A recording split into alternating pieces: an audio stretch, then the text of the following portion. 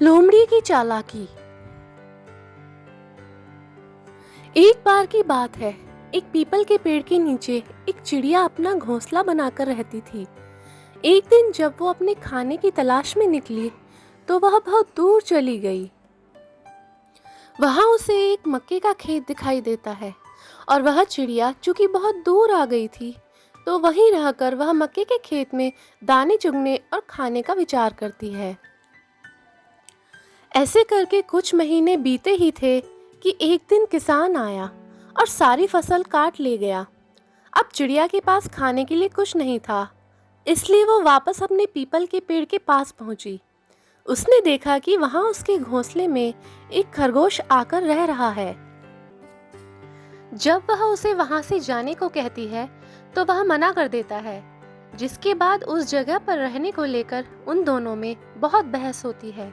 चिड़िया कह रही थी कि वह बहुत सालों से वहां रहती थी, भोजन के लिए उसे कुछ दिन के लिए बाहर जाना पड़ गया।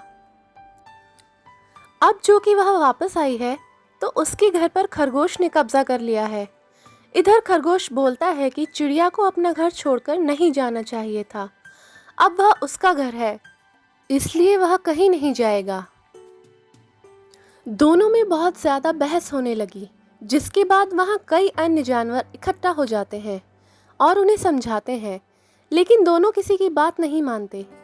ऐसे ही लड़ते झगड़ते वे एक तालाब के किनारे गए जहां एक लोमड़ी बैठी थी। लोमड़ी दोनों को अपनी ओर आते देख आंखें बंद कर लेती है, जिससे उन्हें लगे कि वह ध्यान कर रही है।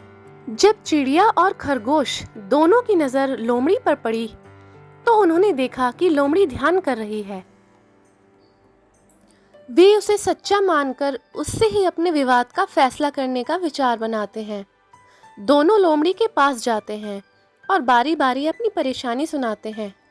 लोमड़ी आंख खोलती है और उन्हें पास आकर दोबारा से कहने को बोलती है। जब चिड़िया और खरगोश लोमड़ी के नजदीक गए तो लोमड़ी ने बिना देर किए दोनों को एक झटके में मार डाला और उन्हें खा गई। सीख: कितनी भी बड़ी समस्या क्यों ना आ जाए, लेकिन कभी भी किसी अनजान पर भरोसा नहीं करना चाहिए, भले ही वह आपसे कितना भी मिलनसार क्यों ना हो।